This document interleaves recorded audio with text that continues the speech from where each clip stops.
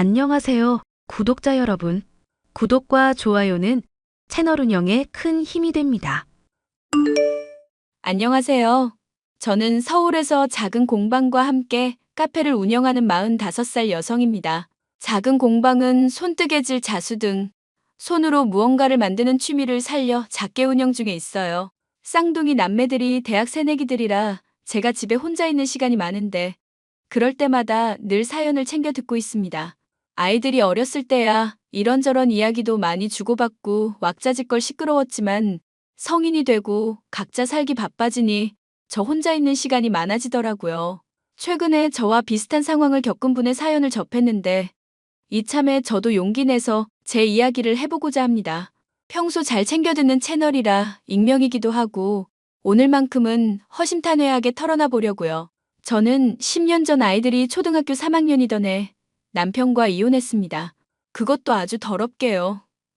제 인생의 전부라고 믿었던 남편이 다른 여자와 함께한다는 사실을 알았을 땐 속이 뒤집히다 못해 죽을 것만 같았는데 아이들이 있으니 어떻게든 버티게 되더라고요. 지금이야 그땐 그랬느냐고 하며 웃어넘기곤 하지만 아빠 없이 잘 커준 아이들을 바라볼 때면 문득문득 생각나곤 하답니다. 어떤 사연인지 지금 바로 시작하도록 할게요. 이야기의 시작은 20년 전으로 거슬러 올라갑니다. 아버님, 여보, 오늘도 늦으세요? 저녁 준비 다 됐는데 아직 안 오셔서요. 나는 1시간 정도 더 있어야 할 것 같은데? 아직 일 마무리가 덜 됐어. 마무리하고 퇴근해도 시간 좀 걸리겠어. 아가, 사거리에서 붕어빵 좀 사느라 늦었다. 금방 들어가마. 곧 식사 시간인데 붕어빵은 왜요? 아가씨들이랑 도련님 또 밥 안 먹는다니까요. 내가 마음이 편치 않구나. 오랜만에 붕어빵 보니 먹이고 싶어서 샀지. 저녁 먹고 먹이는 거로 하마. 숨겨두든지 하하. 에이, 다들 개코인데 그게 숨겨지겠어요?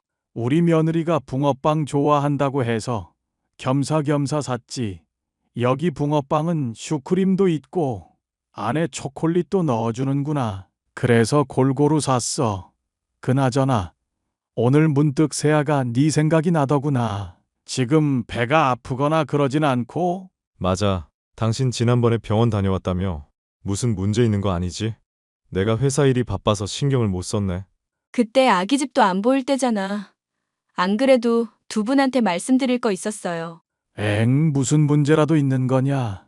병원에서 뭐라든? 아주 건강하게 잘 크고 있대요. 지난번에 너무 초기여서 아무것도 안 보였잖아요. 근데 말이죠. 아이가 한 명이 아니라 둘이라네요. 오, 그래? 그렇다네. 엄청 뚜렷하게 보이더라고. 그래서 오늘 저녁 시간에 말하려고 했지. 우리 세아가가 아주 집안의 보배다. 보배야. 항상 고맙고 미안하다. 하고 싶은 것도 많을 텐데 남의 집 귀한 딸 고생시키는 것 같아서 미안하구나. 에이, 아버님 또 그러다. 저 괜찮으니까 그런 말씀 마세요. 가족이 있다는 걸로도 전 충분해요. 임신한 몸으로 살림까지 도맡아 하니 어찌 그게 쉬운 일이니. 이 시아버지가 금전적인 지원 아끼지 않을 테니 너 하고 싶은 거 마음껏 하려무나. 먹고 싶은 거 있으면 언제든지 말해. 알겠어요, 아버님. 얼른 오세요. 밥 다 식겠어요. 저는 대학교를 졸업한 해 부모님이 불미스러운 사고로 황망히 세상을 떠나셨습니다.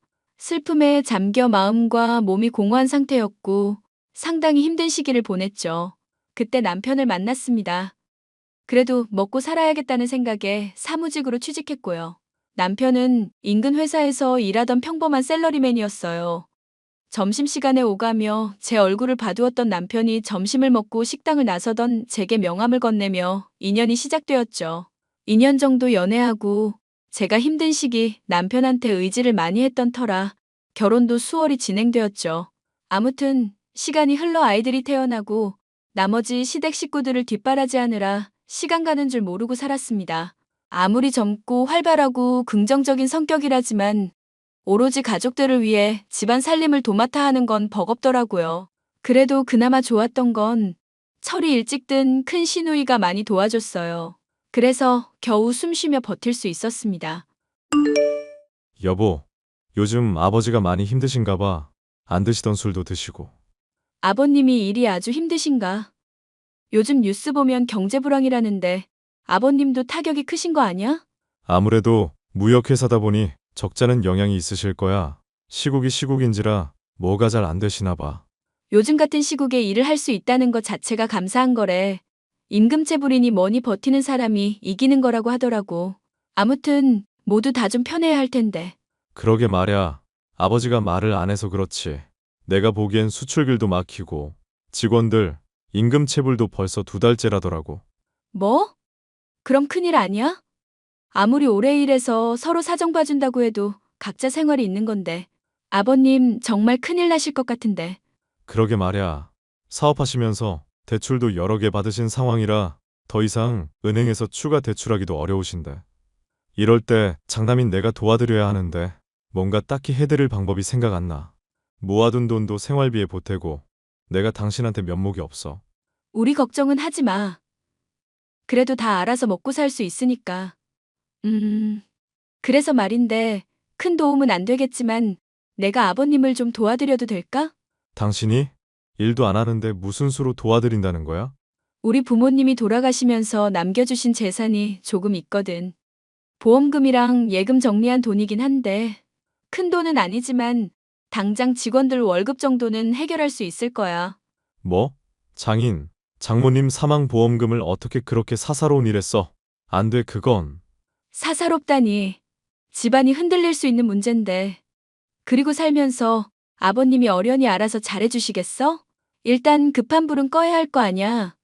아버님 저렇게 매일 힘들어 하시는 거 더는 못 보겠어. 정말 괜찮겠어? 가족 일에 가족이 나서야지. 내가 도움이 될 수 있다면 도움 드리는 게 맞아. 정말 고마워. 아버지도 걱정 좀 더실 거야. 아버님, 드릴 말씀 있어요. 지금 통화되세요?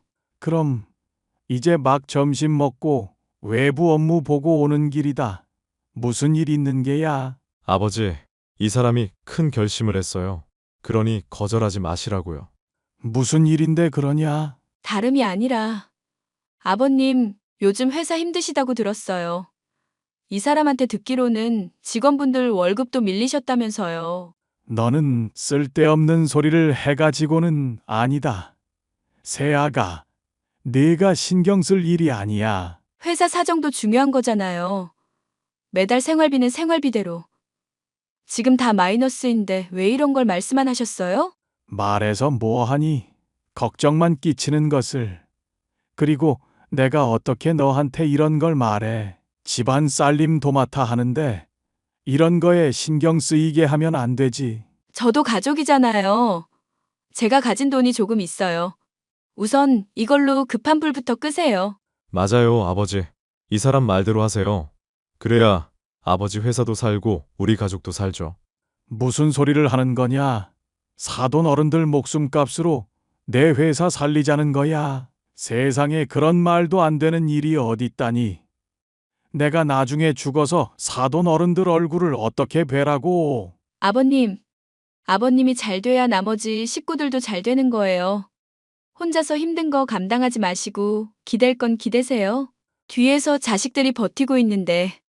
그러니 제 마음 이해해 주시고 받아주세요. 2억 정도 되는데 내일 은행 가서 송금할게요. 내가 이 돈을 어찌 받니? 새아가, 내가 정말 면목이 없다. 그런 말씀 마세요. 앞으로 우리 서준이랑 서진이 잘 돌봐주시면 되죠. 정말 고맙다. 고마워. 그렇게 제가 가진 돈으로 시아버지에게 도움을 드리게 되었습니다. 하지만 잘 풀리길 바랐던 저희의 바람과는 달리 IMF 사태가 터지고 말았고 회사 사정은 급격히 안 좋아지기 시작했죠.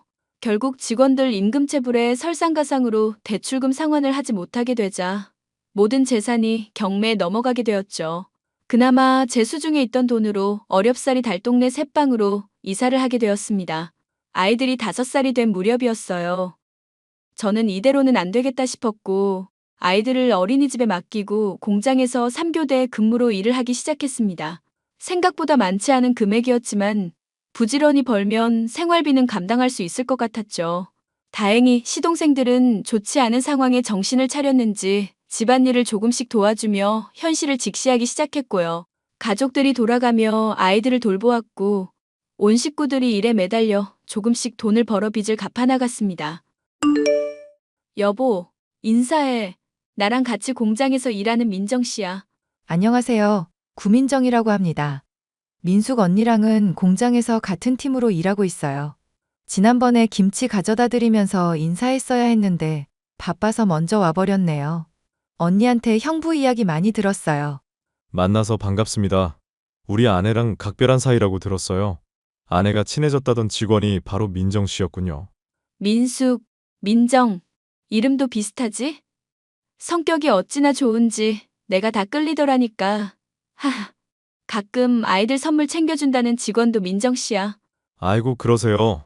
매번 고마워서 어쩌나. 그뿐이야? 지난번에 나 급하게 병원 가야 하는데 차도 없는데 그 야밤에 차 끌고 온 사람도 민정이야. 당신 출장 가 있는 사이에. 아이고 생명의 은인이네. 제가 미리 감 인사라도 드렸어야 했는데 보다시피 식구가 많아서 정신이 없네요. 아니에요. 그럴 수도 있죠. 그나저나 형부는 인상이 되게 좋으시다. 언니랑 어떻게 연애하고 결혼까지 하신 거예요? 다 똑같죠 뭐. 첫눈에 반해서 제가 따라다녔고 결혼까지 하게 된 거죠. 워낙 착하고 마음씨가 고운 사람이라서요. 민정이 행동이나 말하는 게 참 착하지? 우리 민정이랑 결혼하는 남자는 정말 행운아야. 그나저나 민정아, 주변에 너 좋다는 남자 없어?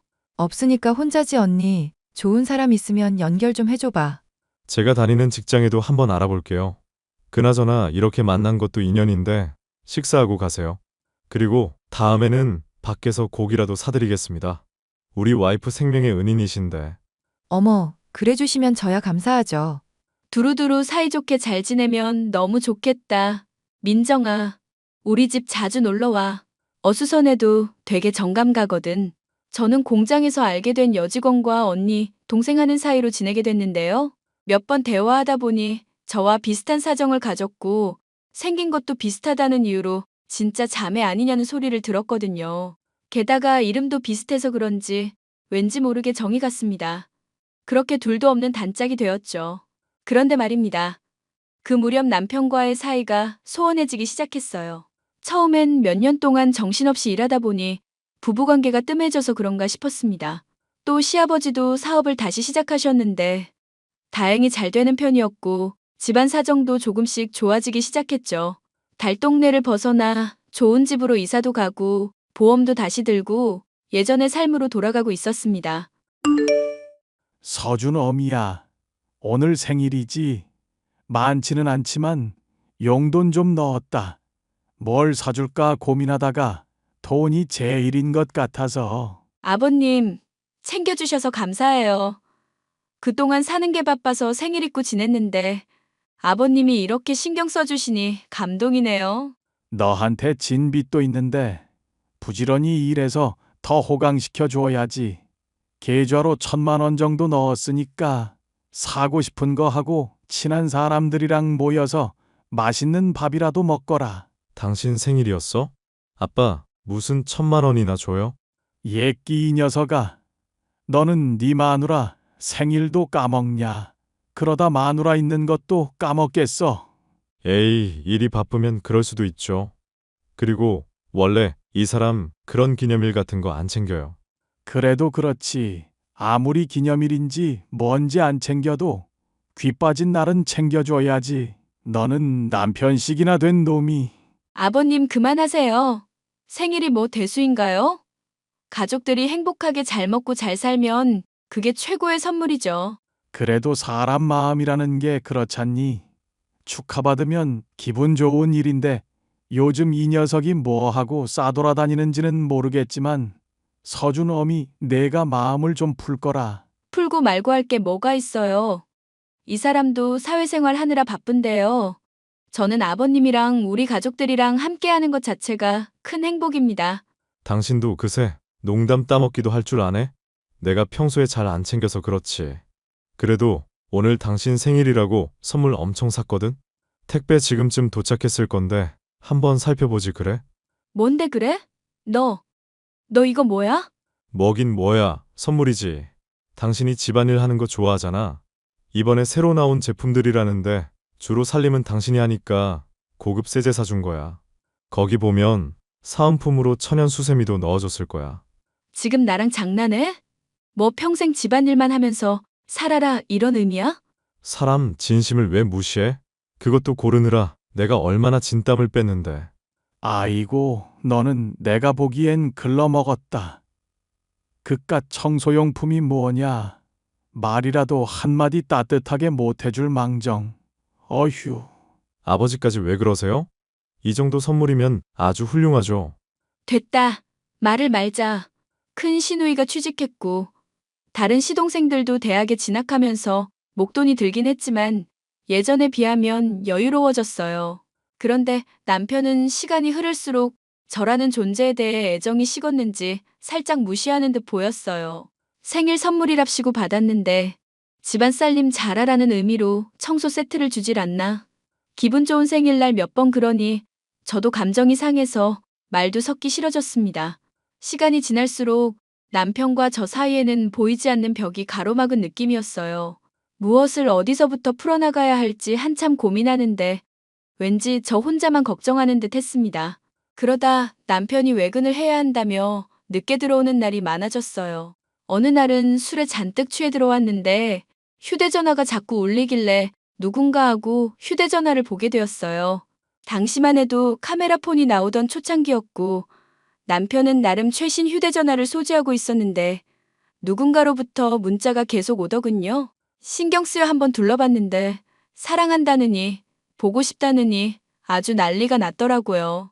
차마 입에 담기도 민망한 음담패설도 오갔고 연락처를 보고 충격에 빠질 수밖에 없었습니다. 그 상대가 바로 친하게 지내던 직장 동료. 그 여자였거든요. 당신 나한테 뭐 할 말 없어? 왜? 또 무슨 일로 그러는데? 가뜩이나 바쁜 사람한테 아침부터 시비 걸지 말자. 지금 10이라고 했어? 당신 민정이 따로 만나니? 내 생일엔 욕실 청소 세트 사주고 그년한테는 500짜리 가방 사줬더라? 내가 아무것도 모를 줄 알았니? 너 내 핸드폰 봤냐? 이거 이혼 사유야 알아? 인권 침해 그 뭐냐? 그 스토킹이라고. 스토킹 같은 소리 하네. 미친 새끼가 너 나랑 이혼하고 싶다고 그랬더라? 그래서 너랑 이혼하려고. 민정이. 아니, 상간녀랑 행복하게 잘 살아봐. 지금 나랑 이혼하자는 소리야? 그럼 이 상황에 너랑 평생 같이 살아야 하니? 애들도 어느 정도 살이 분별할 줄 알아서 상황 설명해주면 충분히 납득할 거야. 그런 줄 알고 이혼 준비해. 뭐라는 거야 이 사람이. 내가 너랑 왜 이혼하냐? 너 바람 피웠잖아. 구민정이랑. 내 입으로 꼭 말을 해줘야 알겠어? 바람난 남편이랑 어떻게 한 입을 덮고 사냐? 뭐? 왜? 내가 틀린 말 했어? 어떻게 뒤통수를 쳐도 이렇게 치냐? 네가 애 아빠 맞아? 어휴, 내가 못 살아 정말. 그래서 이혼 꼭 하겠다. 이거지. 그럼 원만히 해결되지 않으면 소송이라도 불사할 거니까 그렇게 알아. 일단 알았어. 그리고 나 당신이랑 민정이 용서 안 해.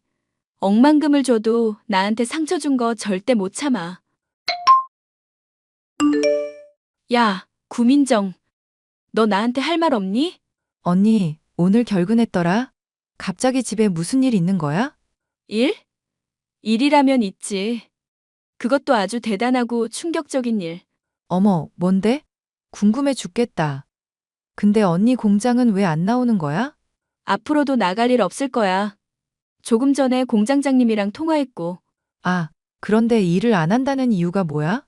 네가 더 잘 알 텐데. 난 상간녀랑 같은 직장 못 다녀. 아, 이참에 다 뿌려버릴까? 상간녀라니? 지금 나랑 장난해? 시치미 뗄 생각하지 마.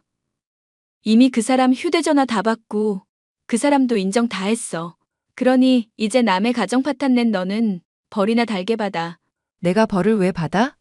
사람이 사람을 사랑할 수도 있지. 언니가 너무 유난인 거 아니야? 지금 이게 말이나 된다고 생각해? 너 그거 사랑 아니야. 남들이 보기엔 그냥 불륜이라고. 알아? 남의 시선 따위는 중요하지 않아. 그 사람이랑 서로 사랑하는데 뭐가 무서워? 기가 찬다, 기가 차. 원래 이렇게 뻔뻔한 애였니? 응, 몰랐어? 오빠랑 나랑 이미 갈 때까지 갔거든? 그러니 빨리 이혼해. 그래야 내가 오빠랑 새 출발을 하지. 안 그래도 이혼할 거였어. 네가 좋다고 물고 빨고 한 남자. 뭐 있어 보이지? 근데 어쩌나. 그가 가진 건 모두 허영심인 것을. 그게 무슨 소리야? 언니 이혼하면 완전 깡통 차는 거 아니야? 깡통은 내 남자친구가 차겠죠? 아무튼 이혼해 줄 테니까 둘이 잘 먹고 잘 살아봐. 아주 끼리끼리 대단한 사랑하는 중인가 봐? 빈정대지 마. 이왕 이렇게 된 거 잘잘못을 따지자면 언니가 제일 잘못했지. 그날 형부한테 나 소개해준 게 언니 장본인이잖아. 그래. 그랬던 내가 미친년이다. 그런데 왜 나한테 성질을 내? 언니가 자초한 일이면 언니가 감당해야지. 우리 서로 다시는 보지 말자. 그래. 내가 기다리던 대답이야. 며칠 뒤 주말에 남편이 자리를 비운 틈을 타 온 가족들을 불러 모아놓고 이혼 소식을 알렸습니다. 큰 시누이를 비롯한 시동생들은 기가 막혀 했고 남편 욕을 한참이나 하더라고요. 그래놓고 좀 진정이 됐는지 그동안 엄마처럼 잘 챙겨줘서 고맙고 미안했다며 사과도 했습니다. 시아버지도 저에게 상당히 미안해 하시더라고요. 도와주지 못했다며 한참이나 울먹거리시더라고요. 새아가, 이 돈 받아주렴. 내가 그냥은 못 보내겠다. 아버님, 이게 도대체 뭐예요? 사업하시는 분이 이렇게 돈을 막 쓰셔도 돼요? 아직 시동생들 대학 졸업도 안 했는데. 그리고 제가 이걸 왜 받아요? 줄만하니까 주지. 돈 아니었으면 지금의 회사도 없었다. 더군다나 후계자도 없으니 당분간 나한테 경영 수업이라도 받는 게 어떻겠니? 갑작스레요? 그건 생각을 좀 해봐야 할 것 같아요. 그렇지. 어떻게 할지 정하지를 않았으니 어찌 되었든 간에 이 돈을 내가 받아주었으면 좋겠다. 1, 10, 100, 1000만, 10만. 억? 10억? 아버님이 이렇게 큰 돈이 어디 쓰시다고. 내가 고민했는데 바람 피우면서 재산 축내는 새끼보다는 우리 며느리 같은 사람에게 돈을 주고 싶더라. 가족들도 잘 돌보고 어린 나이에 고생한 거 다 안다. 지금까지 고생만 했는데 이제라도 이거 받아서 편하게 살려무나. 그래야 나도 나중에 돌아가신 사돈 어른들 뵙지. 이 돈 받을 수 없어요. 아버님 사업자금에 보태 쓰시던가 도련님 아가씨들 학비에 보태세요. 아무리 생각해도 이건 아닌 것 같아요. 너 어차피 이혼하면 재산 분할도 해야 하잖니. 난 도저히 괘씸해서 그 자식한테 못 물려준다. 내가 사업 나아지면서 조금씩 모아둔 돈인데 그냥 너한테 주려고. 다른 아이들은 차차 또 모아서 주면 된다. 아버님 정말 끝까지 너무하세요. 이러면 제가 마음이 약해지잖아요. 지금껏 치열하게 살아온 거 누구보다 내가 더 잘 안다. 그러니 유산 상속받는다. 생각하고 받아줘. 아이들 키우다 보면 들어가는 돈도 한두 푼이 아닌데 이렇게라도 내가 도와줘야 하지 않겠니? 우리 손주들 양육비라 생각하렴. 아버님 정말 감사합니다. 이런 모습 보여드려서 죄송해요. 아니다. 이렇게라도 할 수 있음에 감사하지. 돌아가신 사돈 어른들 뵐 면목도 생기고 너는 내 며느리지만 딸이나 다름없어. 그동안 고생 많았고 앞으로는 하고 싶은 거 하면서 살 거라. 알겠지? 저는 시아버지에게 10억 정도 재산을 물려받았고 이혼 소송에서 승소했어요. 남편이 원만한 합의는 해주지 않을 거라 예상했었고 곧바로 변호사 선임해서 소송 걸었습니다. 가족들이 나서서 증언도 해주고 증거도 워낙 빼도 박도 못하였던지라 저에게 유리하게 흘러가 수월하게 승소할 수 있었죠. 남편은 제가 시아버지에게 받은 재산 분할해야겠다며 소송을 건다고 난리였습니다. 하지만 화가 머리끝까지 난 시아버지가 남편을 손에 잡히는 대로 마구 때리시더라고요. 시동생들도 말리기는커녕 저한테 그러는 거 아니라고 맞아도 싸다며 정신 좀 차리라고 소리 질렀고요. 남편은 홧김에 집 나갔다가 상간녀한테 버림받고 오도 가도 못하는 신세가 되었죠. 시댁에 다시 찾아갔지만 정신 차리기 전엔 집에 들어오지도 말라며 완전 낙동강 오리알이 돼버린 겁니다. 그 뒤로는 별다른 소식을 듣진 못했어요. 양심이 있는지 정말 쥐 죽은 듯이 살더라고요. 종종 큰 시누이와 아버님이 아이들 보고 싶다며 연락해 오시는 거 말고는 시댁 식구들과 연락도 하지 않습니다. 저는 이혼하고 1년 정도 후에 지금의 동네로 이사를 왔고 가게를 차렸어요.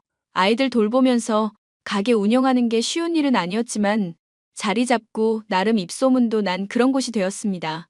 여자 혼자 아이들 키우며 밥벌이 하기엔 딱 맞더라고요. 제가 하고 싶은 일 하면서 지금까지 잘 살아오고 있습니다.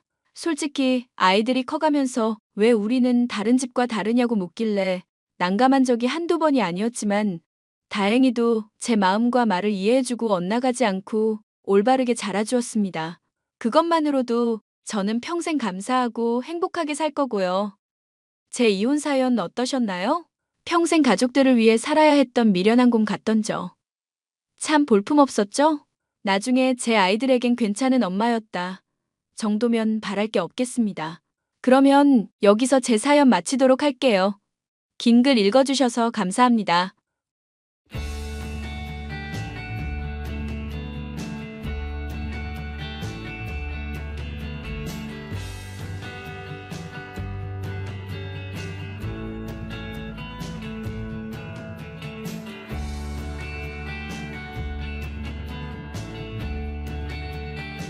안녕하세요, 구독자 여러분.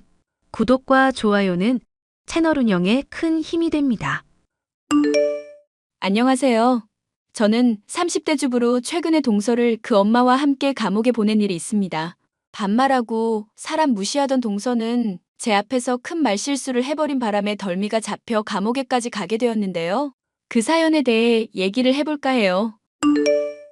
서방님, 제가 거짓말을 해서 둘 사이를 갈라놓는다던가 그러려는 게 정말 아니라고요. 제가 분명히 기억하고 있다니까요. 우리 엄마 돈 들고 도망간 개주랑 아름씨 얼굴 너무 닮았잖아요. 사진 좀 제대로 보시라고요. 형수님, 이제 적당히 하시죠. 저 결혼하고 마음 잡고 잘 살려고 하고 있잖아요. 더 이상 저 들쑤시지 마시라고요. 왜 또 이러는 건데? 우리 이미 헤어졌고 남처럼 지내기로 합의했잖아. 서방님. 아니, 민철아, 우리가 예전에 사귀었던 사이는 맞아. 그런데 그거 대학생 때 잠깐 사귀었던 것뿐이고 너 군대 간 이후로 우리 헤어졌잖아. 나 그때 감정 가지고 너한테 이러는 거 아니야. 그만해. 나도 많이 힘들었으니까. 그때 얘기 좀 그만하라고. 나도 안 좋은 소문 돌아서 대학교까지 중퇴하고 많이 힘들었어. 그런데 지금 옛날 관계가 아니라 가족 관계로 얘기하는 거잖아. 너가 결혼하려는 여자 사기꾼 딸일지도 모른다니까? 아직도 사태 파악이 안 돼? 아름이 보육원에서 자랐던 애야. 엄마도 없이 혼자 아르바이트 하면서 성실히 일해서 돈 벌고 대학까지 간 애라고. 그런 애를 얼굴 조금 닮았다는 이유로 이렇게 모함하는 거야? 기가 막힌다 진짜. 아무리 사람이 불편해도 진실을 말해야 될 때가 있는 법이잖아. 민철이 너 진심으로 아름 씨를 믿는 거야? 나 군대 갔다 올 동안 기다린다고 해놓고 고무신 거꾸로 신은 너보다 당연히 어느 쪽을 더 믿어야 될지 뻔하지 않겠어? 말했잖아. 내가 고무신 거꾸로 쉬는 게 아니라고. 사람들이 낸 소문에 네가 멋대로 착각하고 오해해서 나랑 이별 선언한 거잖아. 나는 바람핀 적도 없고 너한테 떳떳했어. 그래, 헤어지는 과정에서 서로 오해가 있긴 했겠지. 그런데 나 냅두고 다른 남자 만나러 다닌단 소문 돌 정도로 행실이 바르지 못했던 거잖아. 너도 자신을 돌아봐야 되는 거 아니야? 나랑 헤어지자고 얘기 들었을 때 아주 기분 좋았겠다. 그치? 보잘것없고 돈도 못 벌던 군발이 대신 좋은 사람 만날 기회 생긴 거잖아. 그렇게 얌체 같이 사니까 결국 잘나신 우리 형이랑 결혼까지 하게 됐겠지? 지금 남편 만나게 된 거는 너랑 헤어지고 한참이나 뒤야. 그리고 나 너랑 함께 했었던 시간들 좋게 생각하고 있어. 너가 내 남편이랑 내 사이 껄끄러워질까봐 말 안 하고 있던 것도 고맙게 생각하고 있고. 고마우면 너도 입을 다물고 있어줘야 되는 거 아닐까? 내가 결혼해서 새 출발하려고 하면 진심으로 축복해줘야 되는 거 아니냐고. 형수로서 기본적인 도리는 지키자 좀. 나도 그러고 싶지. 그런데 사람이 닮아도 이렇게 닮을 수 있을까 싶을 정도로 너무 닮았잖아. 이 사진 좀 보라고. 봤어. 봤는데도 난 모르겠는데? 세상에 닮은 사람이 한둘이냐? 솔직히 화장만 비슷하게 해도 다른 사람인데 쌍둥이니 모녀 관계니 위장시키는 건 일도 아냐. 너가 지금 무슨 생각으로 나한테 이러는 건지 모르겠지만 솔직히 나 네가 이러면 미련 갖고 있다고밖에 생각이 안 들거든. 이러면 나도 형한테 얘기할 수밖에 없다고. 뭐? 사람이 진심으로 말하는데 오히려 협박이니? 협박을 하는 게 아니라 네가 하는 행동이 이상하잖아. 왜? 남 주기는 싫고 너 갖기는 아깝냐? 그런데 어쩌냐? 이별 선언할 때도 그렇고 한동안 너 때문에 힘들었던 건 맞아. 그런데 이젠 마음 완전히 정리했고 나한테는 아름이뿐이야. 그런데 왜 이제 와서 사람 마음을 들쑤시고 난리냐고. 내가 사랑한 여자를 왜 모함하는 건데. 그래. 그렇게까지 말하니까 나도 더 할 말은 없을 것 같네. 나중에 사기당하고 후회하지나 봐. 나도 할 만큼 했어. 그래, 할 만큼 했지. 군대 간 날 기다릴 때도 지금도 넌 할 만큼 했지. 지금 생각해도 참 대단하다. 유민주, 참 너 대단한 사람이라고. 남편과 결혼한 지 얼마 되지 않아 서방님까지 결혼을 하게 되었고 차만 동서까지 들어왔으니 한창 집안의 분위기가 좋을 때였습니다. 그런데 동서를 보면 볼수록 오래전 엄마에게 사기를 치고 도망간 계주를 너무도 닮아 강한 의심이 들던 저는 서방님에게 이런 이야기를 전했었는데요. 저와 서방님은 과거 연인이었던 관계가 얽혀 있었으니 일이 매끄럽게 풀릴 수가 없었습니다. 그래도 들어줄 거라 생각하고 설득을 해봤지만 믿어주기는커녕 도리어 저를 몰아붙이기만 하니 참 황당하고 기가 막혔죠. 문제는 여기서 끝이 아니었습니다. 야, 너 지금 남편이랑 내 사이 갈라놓으려고 한 거야? 결혼식까지 올린 남편, 내가 세상에서 제일 사랑하는 남편을 떼어놓으려 한 거냐고. 에라이 미친년아. 동서, 지금 뭐라고 그랬어? 미친년? 말 좀 심한데? 대체 왜 이러는 거야? 대낮부터 남의 집에 찾아와서 이러는 이유나 들어보자. 몰라서 물어? 야, 내가 네 엄마 돈 들고 나른 개주 딸이라며. 그렇게 사람 모함해놓고 이제 와서 모른 척하는 거야? 진정해 동서. 나도 얘기해보다가 결국 아닌 것 같다는 식으로 결론이 난 문제야. 더 파고들지 않기로 끝난 문제라고. 화난 건 알겠는데 가라앉히자. 응? 지금 대낮부터 남의 집에 와서 이게 무슨 막말이고 무슨 행패야? 와, 이거 진짜 어이가 없는 년이네. 내가 형님 해주니까 진짜 자기가 내 윗사람인 줄 알아? 보아하니 나랑 나이 차이도 얼마 안 나겠구만. 내가 미안해. 화 풀어. 화 풀라고? 웃기시네. 너가 먼저 가만히 있는 사람을 칼로 찌른 격이잖아. 칼로 사람 찔러놓고 미안하다 몰랐다. 내가 잘못했다. 이러면 끝이니? 내가 지금 칼로 너 찔러도 되겠네? 그리고 미안하다고 사과만 하면 끝나겠네? 나름대로 의심이 가는 일이 있어서 그랬던 거야. 사과할게. 그리고 다음에 만날 때는 이런 태도와 이런 말투 보이지 않았으면 좋겠어. 나 좋게 말해도 알아듣는 사람이야. 좋게 말해도 알아들어? 아이고 웃기시네. 고졸 주제에 어딜 가르치려고 들어? 고졸이라고 무시할 것도 아니지만 난 대학 입학했다가 중퇴한 거야. 이년아 뭐가 됐건 간에 닥치라고. 나 보육원 나와서도 대학까지 졸업한 여자야. 아르바이트 하면서 혼자 피똥 싸면서 열심히 살아왔어. 삶의 밀도가 너 따위랑은 전혀 다르다니까? 그래서 내가 뭘 어떻게 하면 되는데? 어떻게 해야 동서 화가 풀리는데? 앞으로 입 닥치고 살아. 대접해줄 때 처신 잘하라고 이년아.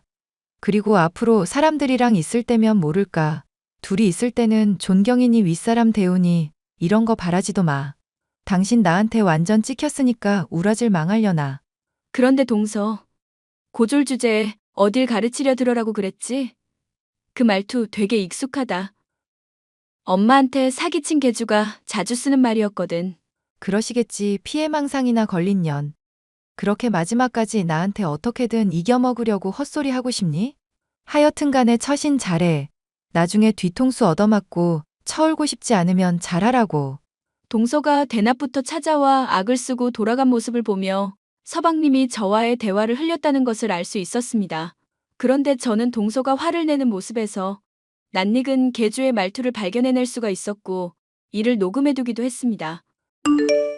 엄마, 나 궁금한 게 있어. 그 계주 아줌마 있잖아. 사기치고 도망갔다던. 그년 얘기는 왜 또 꺼내니? 엄마 이제 간신히 그 상처 잊고 마음에 평온 얻고 살아가고 있는데 왜 잠잠하던 호수에 돌을 던지고 있어? 불편해도 해결할 건 해야지. 나 그 계주가 자주 하던 말 중에 언뜻언뜻 떠오르는 게 있단 말이지? 왜? 그 사람 깔보는 말투며 고졸 들먹이는 거 있잖아. 알지. 내가 그년 말투는 내가 죽어서도 못 잊는다. 내가 뭐 좀 묻고 따지고 들려고 하면 고졸 주제에 뭘 아냐면서 자꾸 학벌 들먹였잖니.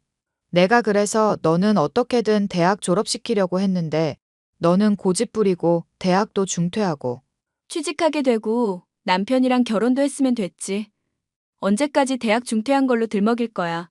그래도 넌 나처럼 고졸 소리는 듣지 말아야지.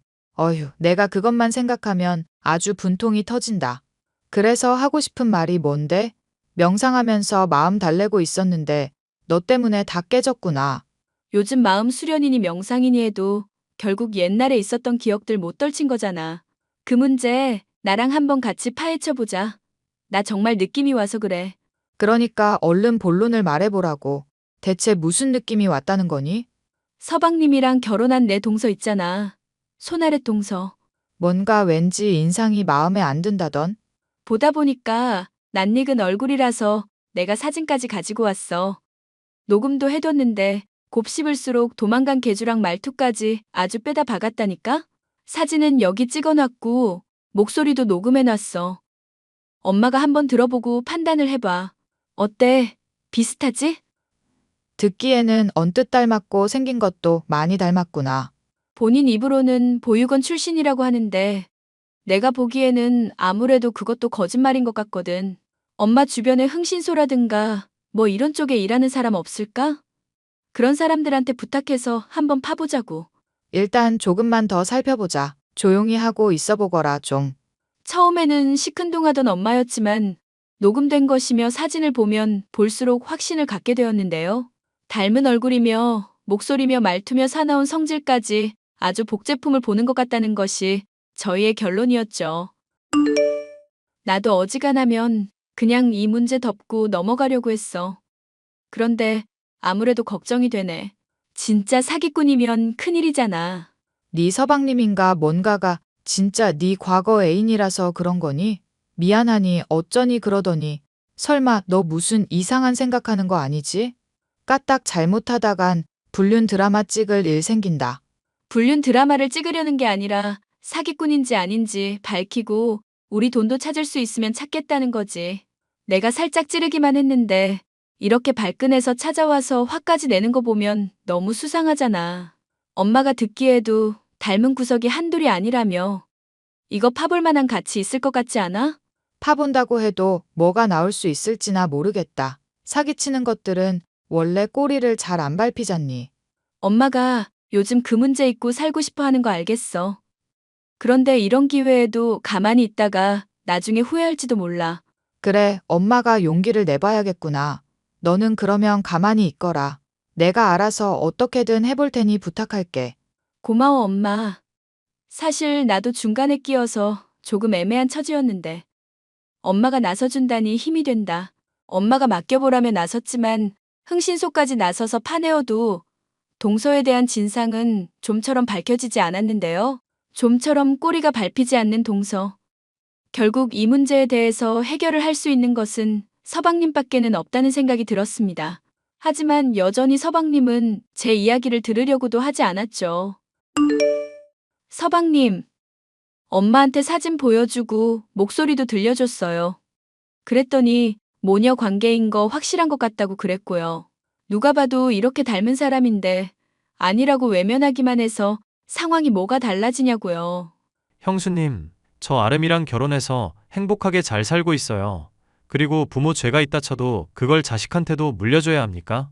본인이 보육원 출신이라고 말을 한 거고 실제로는 부모님하고 연 끄는 걸 수도 있잖아요.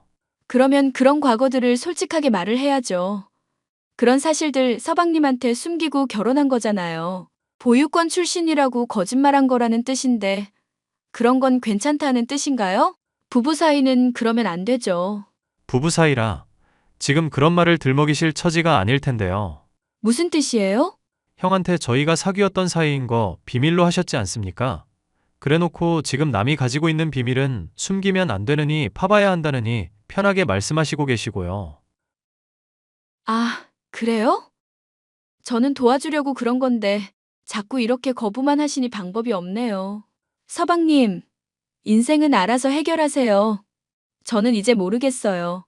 한때나마 사귀었던 사이로서 내가 마지막으로 경고할게. 좋게 말할 때 앞으로 아름이 더 건들지 마. 아름이가 그러더라. 자기가 젊고 예쁘니까 괜히 질투하는 거라고. 나도 그렇게 생각하고 싶어질 지경이니까. 지금 그년 말을 더 믿겠다는 거야? 말했지. 나는 너한테 신뢰라는 걸 가질 수 없는 사람이라고. 나 너랑 이별하고 정말 많이 힘들었다고. 그래. 앞으로 서로 더 이상 신경 쓰지 말자. 그냥 남처럼 지내면서 앞으로 영영 과거 이야기는 묻어두자고. 잘 됐네.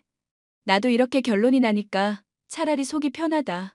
그래주면 좋겠어. 고마워.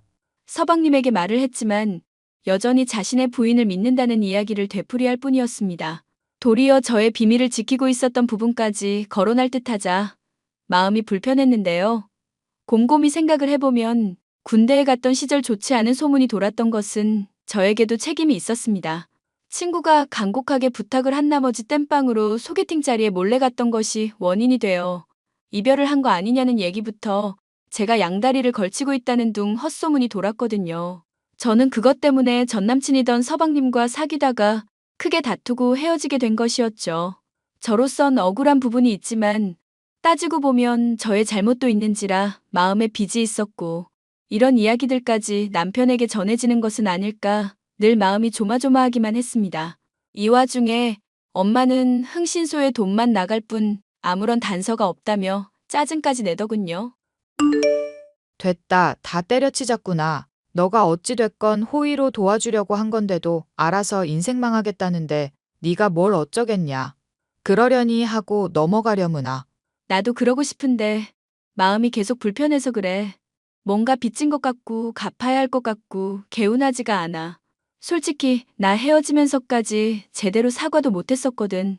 헤어진 마당에 그런 얘기를 이제 와서 해서 뭐하니? 다 때려치자. 어차피 그 아름이라는 년 파보니까 보육원 출신이 아닌 것 말고는 건진 것도 없구나. 뭐라도 좀 나온 거야? 말했잖니. 보육원 출신이 아니라는 거 외에는 뭐 나온 게 없다. 그나마 이건 확실한 증거라지만 얘기하는 거 보면 이걸 들이민다고 뭐 어떻게 해결이 될 것 같지도 않고. 흥신소 직원이 돈만 받고 제대로 일 안 한 거 아니야?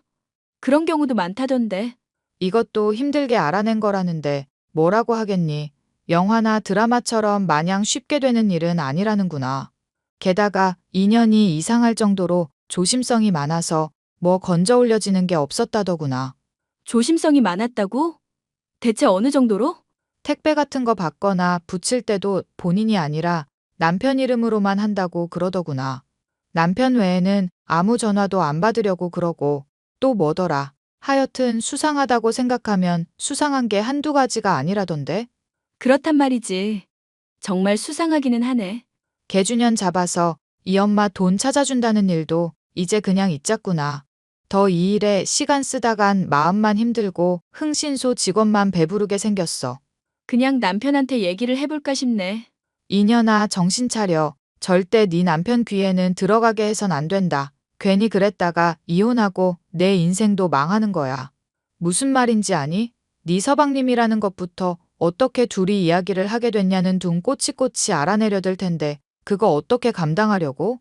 엄마의 주의를 듣자 더더욱 누군가에게 비밀을 감추고 사는 것이 정말이지 힘든 일이구나 싶었습니다.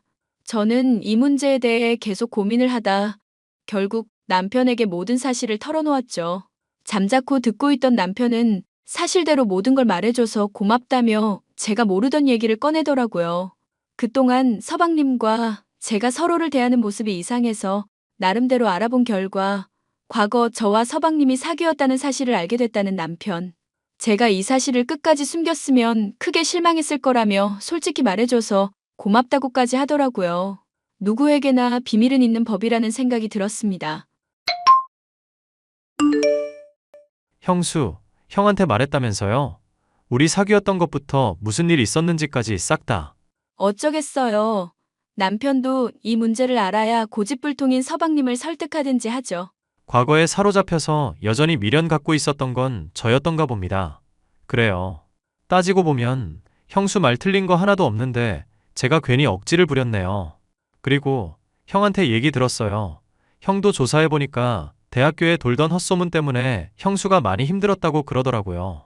그동안 괜히 오해하고 의심하고 있어서 죄송했습니다. 저도 많이 고민하고 걱정했어요. 그래도 불편한 문제들이라고 마냥 방치만 하고 있어서는 안 되겠다 싶더라고요. 서방님과의 관계도 그렇고 제가 품고 있었던 비밀도 그렇고 언제까지고 이렇게 빚진 듯한 불편한 기분으로 살고 싶지 않았어요. 서방님도 그랬으면 좋겠고요. 형수가 그렇게 말해주니 나도 마음이 편하네. 그러면은 제가 뭘 어떻게 하면 되는 겁니까? 아름씨 조사해주세요. 조사해주고 엄마 돈 들고 나른 계주도 찾아주고 서방님도 자유로워지세요. 뭘 목적으로 결혼했는지 모르겠지만 좋은 수작을 부릴 것 같지는 않거든요. 누구에게나 비밀은 있는 법이라지만 그게 좋은 쪽일 거라는 생각이 들지 않아서요. 그렇지 않아도 의심스러운 게 하나둘이 아니긴 했습니다. 의심스러운 게 있다고요? 예를 들면요? 저한테 요즘 사망보험금을 들라는 등 아파트 명의를 자기 걸로 이전하라는 등 이상한 얘기들을 자꾸 꺼내고 있던 차였거든요. 정말로 형수님 말이 맞는 거 아닌가 의심이 들었는데 오늘에서야 확신이 서네요. 게다가 보유권 출신도 아니라면서요. 증거 보내주신 거 잘 받았습니다. 서방님이 이해해주시고 믿어줘서 고마워요. 그리고 옛날에는 제가 미안했어요. 과거 얘기를 파헤쳐봤자 불편하기만 했는데 오늘 이렇게 서로 털어내고 나니 오히려 후련하네요. 그렇게 미안하다고 말해주시니 오히려 제가 더 고맙고 미안하고요. 앞으로 형수 불편할 일 없게 할 거고 이 일도 제 나름 잘 조사해보겠습니다. 그리고 확실한 증거 찾으면 바로 이혼 소송하고 그 사기꾼녀는 꼭 깜빵에 쳐넣을게요. 도망간 계주도 같이 꼭 찾을 수 있으면 좋겠네요. 믿고 있을게요, 서방님. 그렇게 각오를 다지게 된 서방님과 저는 그날로부터 철저히 조사를 하기 시작했습니다. 둘이 힘을 합쳐 노력한 끝에 동서의 핸드폰을 확인할 수 있었고 계주가 은신하고 있던 장소는 물론이거니와 동서가 정말로 계주와 모녀 관계라는 사실까지도 파악할 수가 있었죠. 또한 서방님은 자신을 놓고 어떻게 재산을 빼돌려야 될지 작당하는 두 모녀의 카톡 계약까지도 확보해 둘 수가 있었습니다. 모든 증거가 확실해졌으니 이제 동서와 계주를 깜빵에 쳐놓고 문제가 해결되기만을 기다리기만 하면 되는 상황이었죠. 이러한 사실도 모르고 동서는 또다시 저를 찾아오더군요. 야, 너 우리 남편한테 무슨 얘기를 했길래 남편이 요즘 날 대하는 태도가 차가워? 뭔가 옛날하고 분명히 달라졌는데 대체 무슨 개 수작질을 한 거니? 우리 남편을 대체 어떻게 현혹시킨 거야? 빨리 말해. 똑바로 말하라고. 나는 전에 했던 얘기들 되풀이한 것밖에 없어. 그것만으로 남편이 나한테 이렇게 달라진다고? 정말 큰 문제로 번지길 바라는 거니, 너? 문제가 있다면 죄를 저지른 쪽이 아닐까? 나는 죄가 없는데? 뭐? 죄가 없어? 내가 뭐 했다는 증거도 없잖아. 지금 다짜고짜 나한테 와서 이러는 거 너무한 거 아니야? 무죄 추정의 원칙이라는 말도 있잖아. 증거 확실하게 나오기 전까지는 무죄라고 추정해줘야지. 인연이 또 사람 짜증나게 하네. 야, 고졸 주제에 어딜 가르치려고 들어? 전에도 내가 대접해줄 때 처신 잘하라고 말했어, 안 했어? 그런데 왜 또 사람을 짜증나게 하지? 진짜 죽어볼래? 자꾸 고졸고졸 그러는데 너 대학은 제대로 나왔니? 어느 대학 나왔어? 졸업증명서는 뽑을 수 있고? 졸업증명서? 너 같은 년한테 보여주는 출력 비용이 아까워. 증명할 수 있어도 그러고 싶지도 않아. 그러니까 닥치고 내 남편한테 뭐라고 했는지나 말해, 이년아. 내가 전에도 경고했는데 또 헛짓거리 했으니까 각오하라고. 나도 전에 분명 말했어. 다짜고짜 집에 찾아와서 이러는 거 하지 말라고. 남편 없을 시간을 일부러 노렸나 본데. 너 실수한 거다? 실수하긴 뭘 실수해, 이년아. 죽어. 동서는 제게 달려들며 머리채를 잡으며 소리를 질렀고 저 역시도 머리채를 맞잡았습니다. 소리를 지르며 머리채를 쥐고 흔드는데 미리 얘기를 해둔 대로 동서를 추적해 있던 서방님은 물론 남편까지도 바로 그 현장에 끼어들었습니다. 서방님은 동서의 따귀를 올려붙이고 바닥에 넘어뜨리기까지 했죠. 여보 지금 뭐 하는 거야? 나 당신 아내야. 아름이라고. 당신이 제일 세상에서 사랑하는 아내라고. 어떻게 날 때리고 전연을 감쌀 수가 있어? 닥쳐 이 사기꾼년아. 경찰에 신고했으니까 네 엄마랑 같이 콩밥 드실 준비나 하셔. 뭐? 지금 정말로 경찰에 신고를 했다고? 아니지? 오빠 오해야. 지금 무슨 생각을 하고 있는지 모르겠지만. 죄다 오해라고. 내가 어디까지 알고 있는지도 모르면서 무슨 놈의 오해? 너 내 재산 뺏어먹고 내 사망보험금 타먹으려고 한 거 다 알게 됐어.